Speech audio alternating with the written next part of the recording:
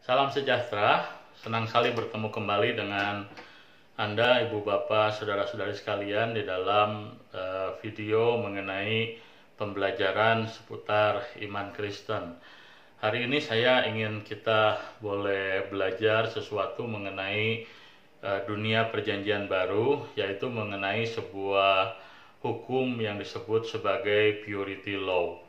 Nah, jadi di dalam, atau kita juga barangkali bisa menerjemahkan purity law sebagai hukum kesucian ataupun hukum kemurnian. Nah, jadi kita bisa mengambil contoh misalnya saja waktu kita membaca di dalam kisah dalam Injil Lukas. Nah, di sana kita akan menemukan salah satu kisah mengenai bagaimana Tuhan Yesus dia menyembuhkan seorang wanita yang sakit pendarahan selama 12 tahun. Nah, waktu kita mendengar mengenai seorang wanita yang sakit pendarahan seperti ini, mungkin dalam budaya ataupun kultur kita di zaman sekarang, hal itu adalah hal yang dianggap normal dan biasa, dalam pengertian bahwa kita tahu bahwa seorang wanita memang mengalami satu periode yang disebut sebagai menstruasi. Nah, tetapi di dalam dunia kuno, khususnya di abad pertama Masehi, pendarahan itu bukan sekedar dilihat ataupun dipahami dalam konteks kesehatan.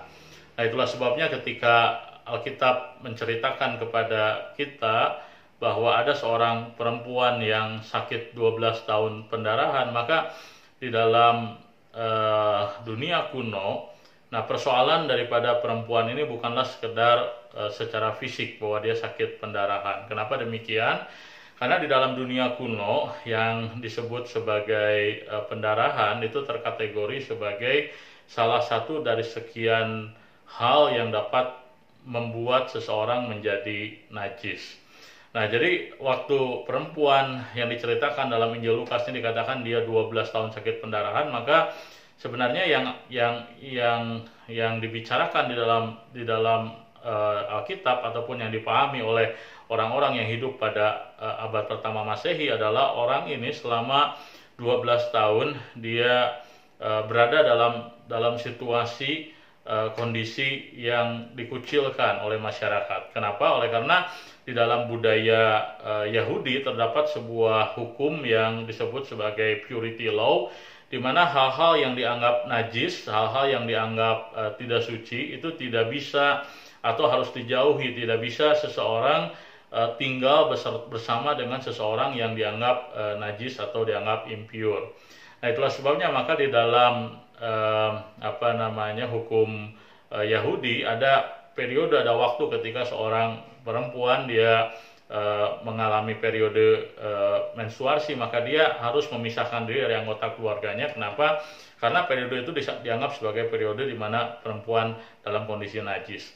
Nah, jadi waktu Alkitab berbicara mengenai seorang perempuan yang 12 tahun sakit pendarahan, maka kita harus memahami bahwa perempuan ini bukan sekedar secara fisik sakit, tetapi secara sosial, secara kehidupan keluarga, dia mengalami yang namanya terkucil. Oleh karena apa? Oleh karena selama 12 tahun dia tidak bisa bertemu dengan keluarganya, tidak bisa bertemu dengan orang-orang yang dekat dengan dia, oleh karena dirinya dalam kondisi najis. Nah, itulah alasannya mengapa perempuan ini sebenarnya selama 12 tahun itu dia bukan sekedar mengalami yang namanya sakit secara fisik, tapi dia secara sosial dia mengalami pengucilan. Nah, sehingga kita bisa mengatakan bahwa perempuan yang sakit 12 tahun pendarahan ini dia mengalami penderitaan secara fisik, tapi juga secara sosial, secara komunikasi dalam keluarga, dia tidak bisa tinggal bersama-sama dengan orang-orang yang mengasihi atau dia kasihi. Peristiwa ataupun sakit seperti yang dibicarakan di dalam Alkitab ini menunjuk kepada yang disebut sebagai purity law. Nah, selain sakit seperti wanita yang sakit pendarahan, juga di dalam Alkitab dibicarakan hal-hal lain yang terkait dengan purity law. Misalnya saja aturan makan. Nah, jadi di dalam kehidupan orang Yahudi mereka tidak memakan semua makanan. Ada makanan-makanan tertentu yang mereka anggap halal ataupun yang mereka anggap najis ataupun tidak boleh dikonsumsi. Nah, salah satunya tentu adalah daging-daging yang berasal dari binatang berkuku belah. Salah satunya adalah daging babi. Nah, maka di dalam kehidupan orang-orang Israel, orang-orang Yahudi, mereka memiliki semacam ketentuan bahwa binatang-binatang tertentu itu tidak dapat dikonsumsi, tidak dapat dimakan. Oleh karena apa? Oleh karena kalau orang bersentuhan dengan sesuatu yang najis, maka dia akan menjadi najis. Nah, salah satu pertanyaan yang seringkali ditanyakan atau diajukan adalah apa yang membuat hal-hal tertentu dianggap najis dan hal-hal tertentu dianggap halal ataupun boleh dimakan ataupun boleh diterima dalam sebuah komunitas. Nah, maka salah satu hal yang menjadi pertimbangan dari aturan hukum najis dan murni ini, pure dan impure ini adalah bahwa segala sesuatu yang di luar naturnya itu dianggap sebagai sesuatu yang najis. Nah, jadi seperti kenapa babi dianggap sebagai binatang najis? Alasannya sederhana, oleh karena babi pada dasarnya adalah binatang darat. Dia binatang darat, dia punya kaki, dia bisa berjalan, maka babi dikategorikan sebagai binatang darat. Tetapi binatang darat ini digambarkan bahwa dia senang berkubang di air. Jadi dia seolah-olah binatang darat yang tidak bisa hidup sesuai dengan naturnya sebagai binatang darat, tapi dia menikmati ataupun hidup di natur yang lain, itu di air.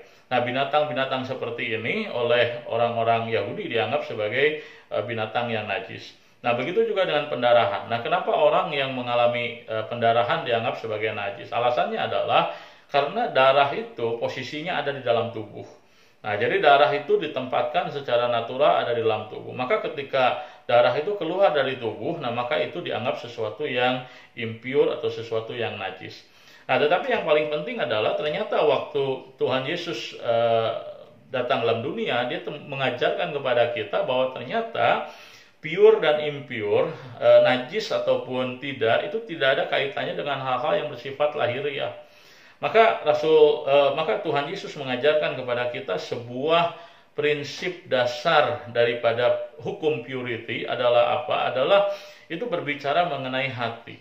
Nah, maka Tuhan Yesus mengatakan bahwa yang membuat orang najis itu bukan sesuatu yang dari luar, yang lahiriah, bukan sesuatu yang orang makan, bukan sesuatu yang terkait dengan fisik, tetapi terkait dengan hati. Maka Tuhan Yesus mengatakan yang membuat orang najis itu apa? Pikiran jahat misalnya. Nah, itu keluar dari hati.